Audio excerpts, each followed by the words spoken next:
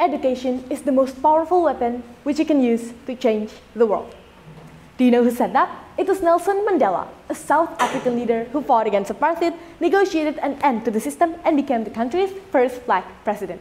But we're not here to talk about him. Instead, we're going to talk about what he said. Yes, though one might say that it sounds cliché, believe me, education has always been and still is the key for a better world.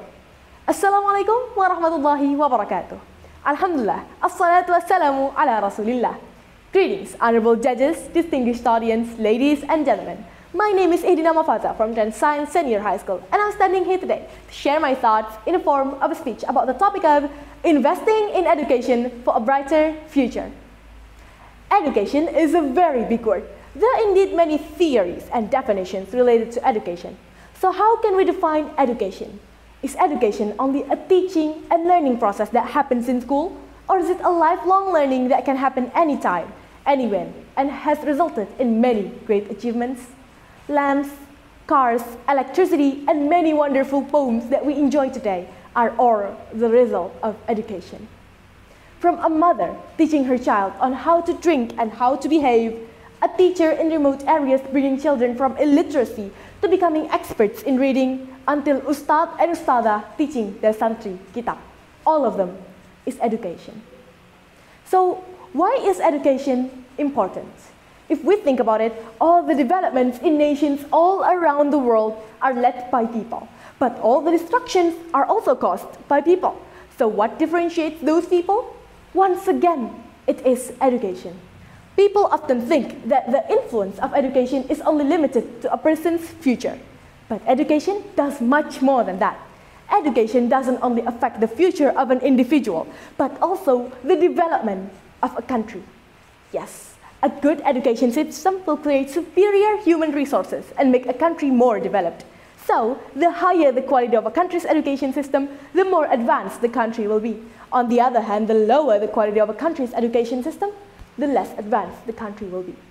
Don't believe me? According to the World Population Review, the 5 countries with the best education systems in the world, which are the United States, England, Germany, Canada, and France, have a very high HDI, or Human Development Index, which is a measure to describe the quality of a country's human resources. That's why these 5 countries are categorized as developed countries. Ladies and gentlemen, the significance of education has actually been visible from a long time ago, even before the proclamation of our country's independence. Indonesia's father of education, Ki Hajar Dewantara, once said that the purpose of education is to liberate people, and the essence of education is to humanize humans. The liberation of individuals means that people can choose freely to be what they want in life. Just imagine, with education, no one can become anyone.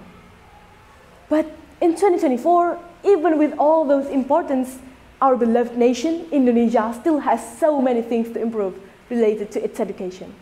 Our first problem comes from our educational system. Just look at the survey from PISA, our Program for International Student Assessment in 2018. Out of 77 countries in the world, Indonesia succeeded in occupying the 7th position. From below, or the 71st position. How pathetic. Our second problem comes from our educational equality. United Nations Educational, Scientific and Cultural Organization, or the UNESCO, estimated in 2022 that around 4.1 million children in Indonesia doesn't go to school, and the reason for around 74% of them is because of economics. How could our country dream of being developed if so many of its children doesn't get the proper access for education? Ladies and gentlemen, years to years, our educational system are stuck at a mediocrity level and conservative towards change. But our goal is for a better and brighter Indonesia, and to achieve this, change is necessary. So, we have to fix our education, both the system and the equality for everyone.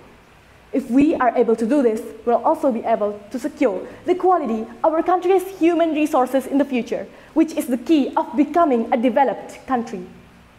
So ladies and gentlemen, the fundamental thing that we can do is to do our own roles. We have to understand where we stand and what should we do to contribute Broadly, there are three most dominant parties that play vital roles in Indonesia's education: the government, the educators, and the educated. As you already know, the governments contribute by increasing educational programs, building more infrastructures, and making sure that educational funds are right on target.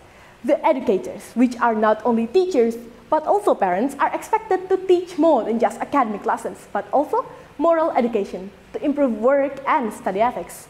Lastly, we, as the educated, as the students themselves, many problems in our education is actually caused by our lack of discipline and curiosity. So if we want to fix our education, we have to change ourselves for the better. We have to start from ourselves.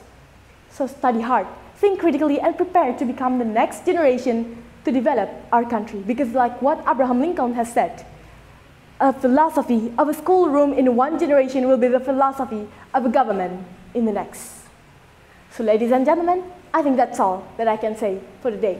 For all the attentions that you have given me, I, Ihdina Mafaza, would like to say thank you very much. Wassalamualaikum warahmatullahi wabarakatuh.